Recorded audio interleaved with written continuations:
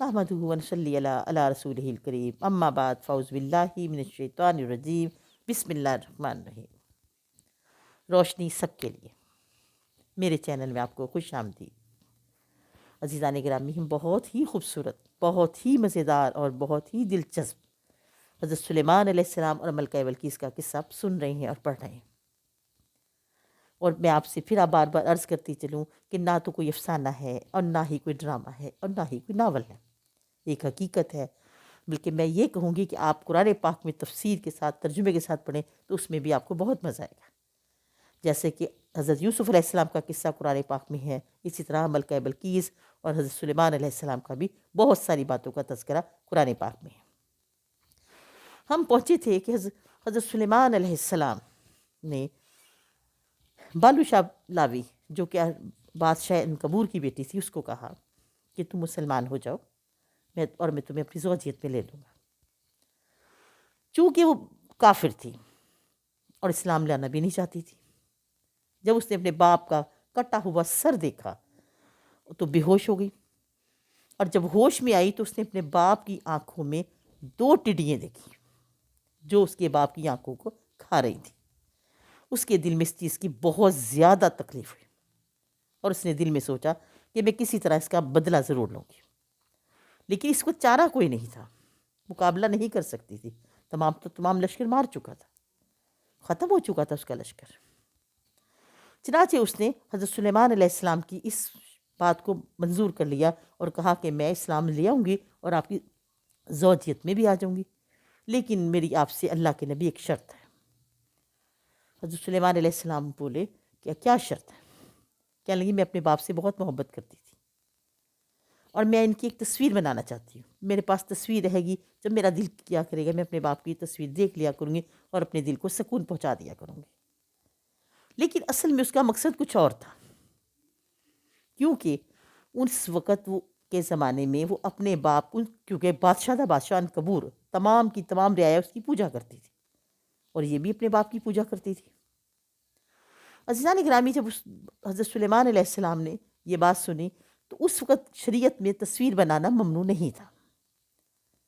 चनाचे हज़रत सुलेमान अलैहिस्सलाम ने उसको इजाज़त दे दी और वो मुसलमान हो गई, लेकिन दिल से मुसलमान नहीं थी, दिल से वो काफ़िर ही थी।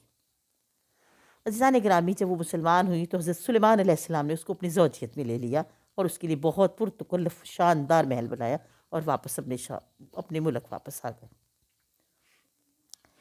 उसने अपने बाप की तस्वीर बनाई और एक छोटा सा कमरा जो बिल्कुल सबसे अलहदा था, वहाँ तस्वीर बना के रख दी और सुबह शाम जाके उसकी पूजा करने लग गए, जैसे इबादत करते। लेकिन ये बात हज़रत सुलेमान अलैहिस्सलाम को पता नहीं थी कि उनकी बीवी कितना बड़ा गलत काम कर रही। कुछ अरसे के बाद ईद उल अज़हा का दिन आ गया। हज़रत सुलेमान अलैहिस्सलाम चूँकि बादशाह थे, पूरी रैयत के मालिक थे, उन्होंने बहुत सारे सैकड़ों की तादाद में ऊँट मंगवाए और ज़िबा किए।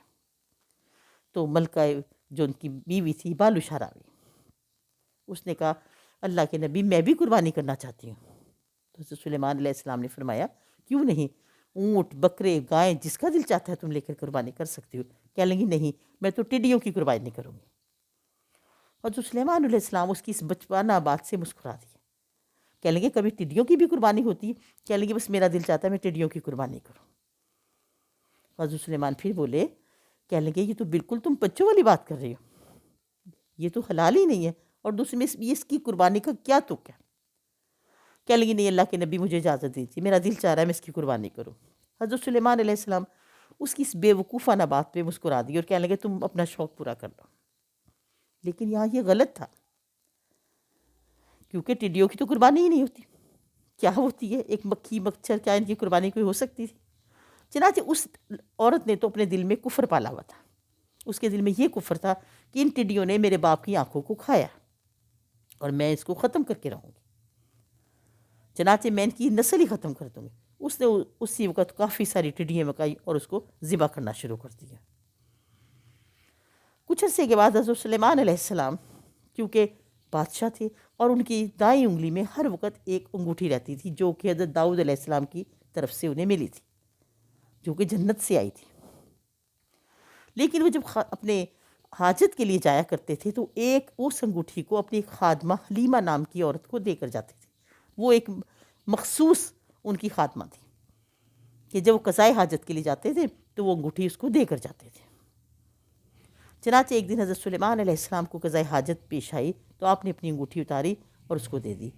اور اس کو دینے کی وجہ بھی یہ تھی کہ اس انگوٹھی کے اوپر اسم اعظم لکھا ہوتا تھا. چنانچہ حضرت سلیمان علیہ السلام قضائے حاجت کے لیے چلے گئے.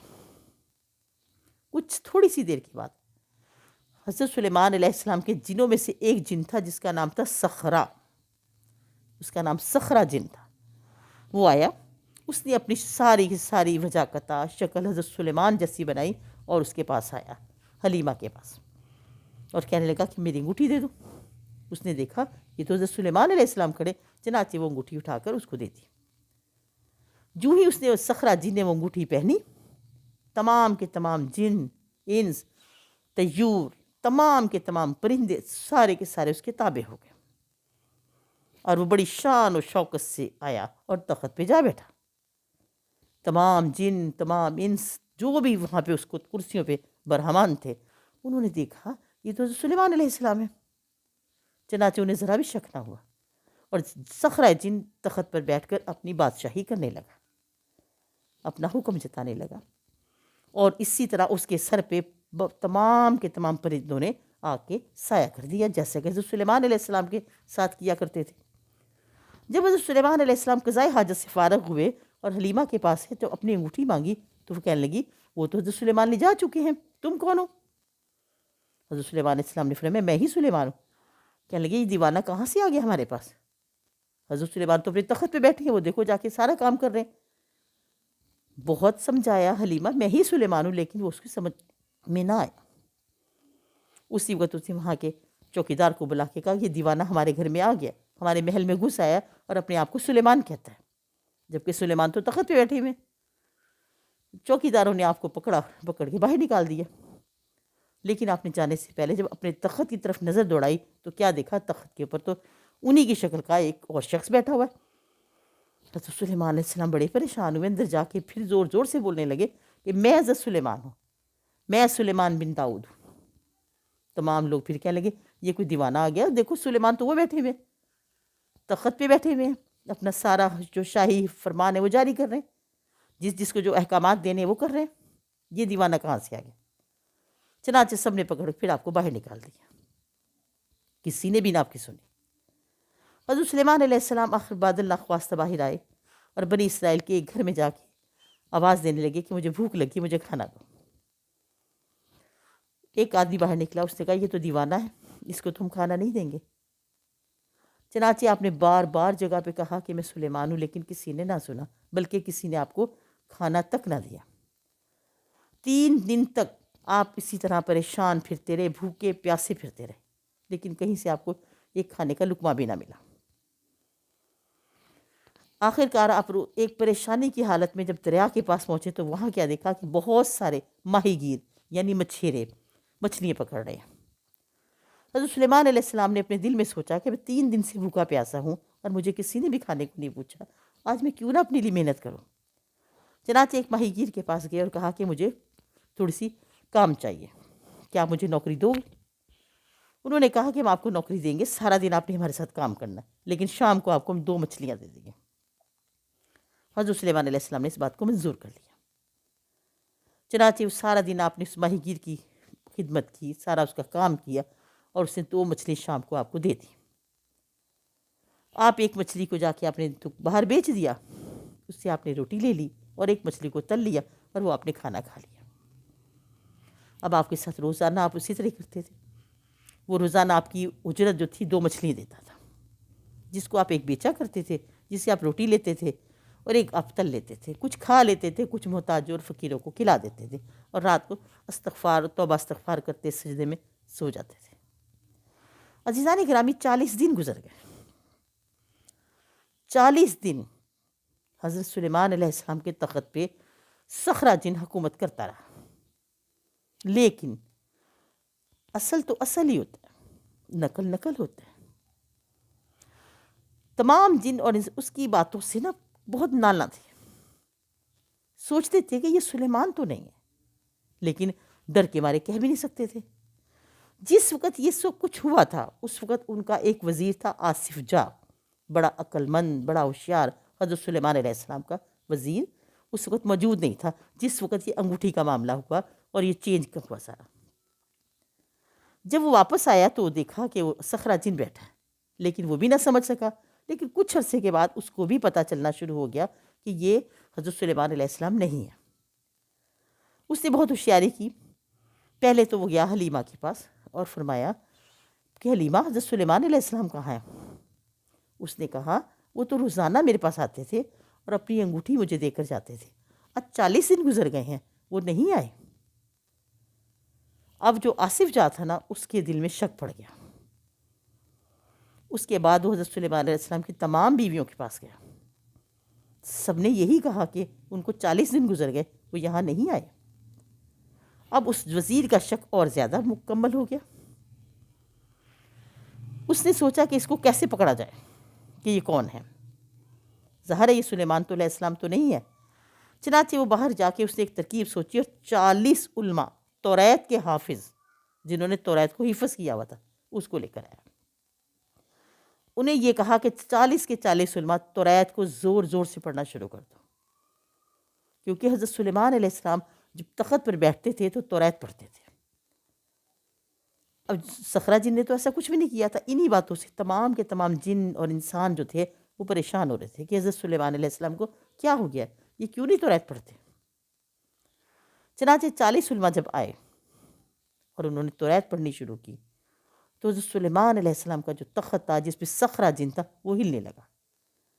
صخرہ جن کو تو توریت نہیں آتی تھی۔ صخرہ جن کঁپنے لگا، گھبرانے لگا، اتنا گھبرایا کیونکہ وہ جب جیسے جیسے وہ توریت پڑھتے جاتے صخرہ جن کے اوپر جسم پہ کپ کپی طاری ہو گئی۔ آخر کار وہ تخت سے نیچے اتر آیا۔ ظاہر تو نہ کیا کہ میں سلیمان علیہ السلام نہیں ہوں، لیکن اس کی گھبراہٹ، اس کے حالات دوسرے کو ظاہر کر رہے تھے کہ اس کو کوئی پریشانی ضرور ہے۔